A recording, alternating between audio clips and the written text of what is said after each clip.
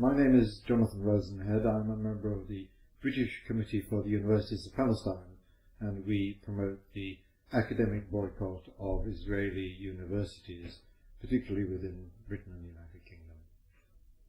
The boycott in general is a tactic which empowers people who individually would be weak, but by joining together they can gain some traction on events. And in particular, boycott allows members of civil society in this country, and indeed around the world, to join together and have an effect on the ability of the Israeli government to maintain its apartheid regime in Palestine.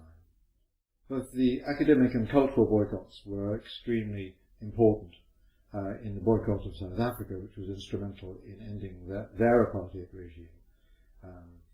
Perhaps less influential only than the sports boycott. The sports boycott, of course, was very important there because sport is very important in South African cultural life. Less so in Israel, but they really value their universities and their culture, which is part of their sense of identity, so that we can have a degree of influence over Israel if we show them that they cannot enjoy the benefits of feeling part of the civilized world if they treat the Palestinians in an uncivilized way. And so we intend, and we are successfully and in a growing way, mobilizing support for people not to consume Israeli culture when it's brought to us by their big institutions, and for academics not to go there and not to participate with the Israeli universities. The boycott of academic institutions was launched, in fact, a year before the general boycott call. So it was launched in 2004, and that was the year that Boycott was founded. We've been working at it for the last 10 years and finding ever-growing support. It has to be said that initially we were not the most popular people on campus, but nowadays we find that everybody understands and many people sympathize with the academic boycott campaign. I think perhaps that was symbolized in particular when Stephen Hawking declined to go to Israel at the invitation of Israel's president. He had accepted the invitation, and we were in touch with him and suggested that he might like to think further about that. He then asked us to get the opinions of Palestinian academics as to whether he should go or not.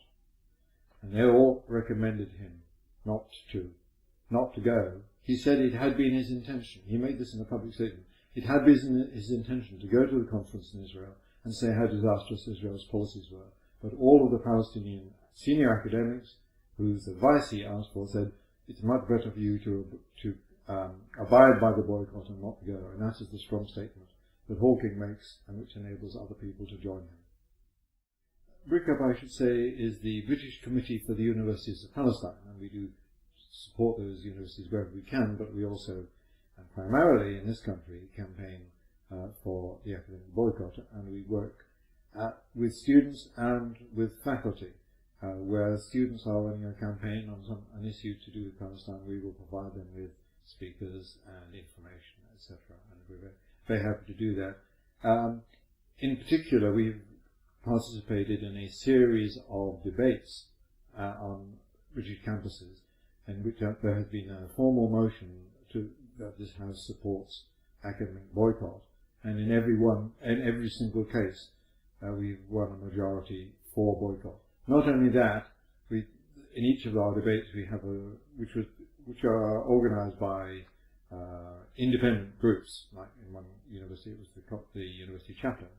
But in each of these, we take a vote before the debate and after.